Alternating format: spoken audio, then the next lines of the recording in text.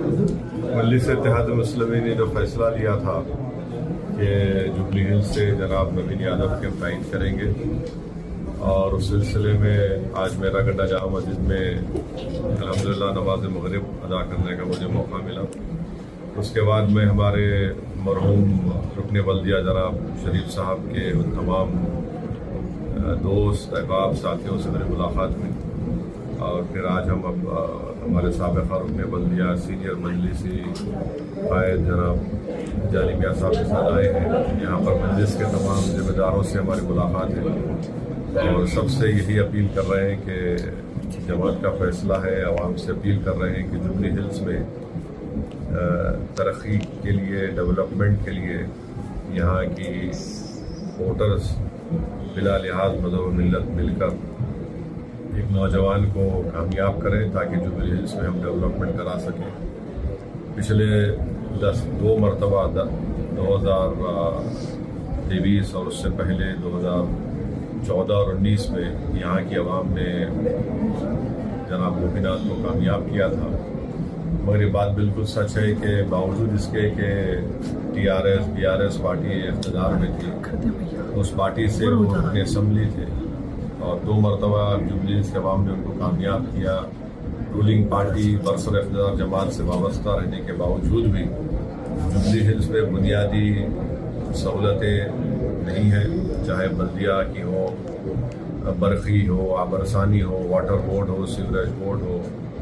تو یہ تمام ڈیولپمنٹ کے لیے ہم امید کرتے ہیں کہ آنے والے اسمبلی کے بائی الیکشن میں یہاں کی عوام نوین یادو کو کامیاب کرے گی، اور ہم بھی اپنی کوشش کر رہے ہیں۔ اور مجھے یقین ہے کہ جو 10 سال میں جو یہاں پر کام نہیں کروایا، وہ تو ایک بائی الیکشن ہے، 3 سال ابھی اس حکومت کو باقی ہیں، تو اگر یہاں سے نوین یادو جو اپنے اسمبلی منتخب ہوتے ہیں انشاءاللہ، تو مجھے یقین ہے کہ تمام ترقیاتی کاموں کو حل کرانے کی کوششیں تیزی سے ہوں گی اور وہ مکمل بھی ہوں گی انشاءاللہ۔ سوال ہے آپ لوگوں کا؟ سر، مجلس کی طرف سے کھل کے سپورٹ کیا جا رہا ہے کانگریس پارٹی کو؟ مجلس جو ہے نوین یادو کو ان کے امیدوار، ویسے تو امیدوار ان کی تائید کر رہی ہے، اور دوسری بات یہ ہے کہ BRS پارٹی کا ووٹ گر چکا ہے۔ 2023 کے اسمبلی انتخابات میں 37% BRS کا ووٹ تھا، پھر 2024 کے پارلیمنٹ الیکشن جب آئے ہمارے 4-5 مہینے کے بعد، وہ گر کے 17% پہ آ گئے۔ تیسری بات یہ ہے، عوام کو سمجھانے کے لیے کہہ رہا ہوں کہ سکندرآباد پارلیمانی حلقے میں جوبلی ہلز آتا ہے، تو جوبلی ہلز کے عوام نے سکندرآباد کی پارلیمانی حلقے میں جوبلی ہلز میں BJP کو کامیاب ہونے نہیں دیا۔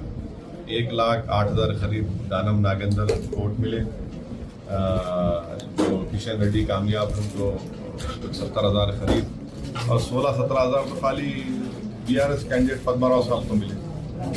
تو یہ ایک مثال ہے، اور اس سے ہٹ کر سکندرآباد اسمبلی حلقہ، پھر آپ دیکھ لیجیے امبرپیٹ، مشیر آباد، ان تمام مقامات پر یہاں پر تو BJP جیت گیا، TRS 3 نمبر پہ تھی۔ نامپلی میں ایک ہی حلقہ تھا اور جوبلی تھا جہاں پر BJP کو اکثریت نہیں ملی۔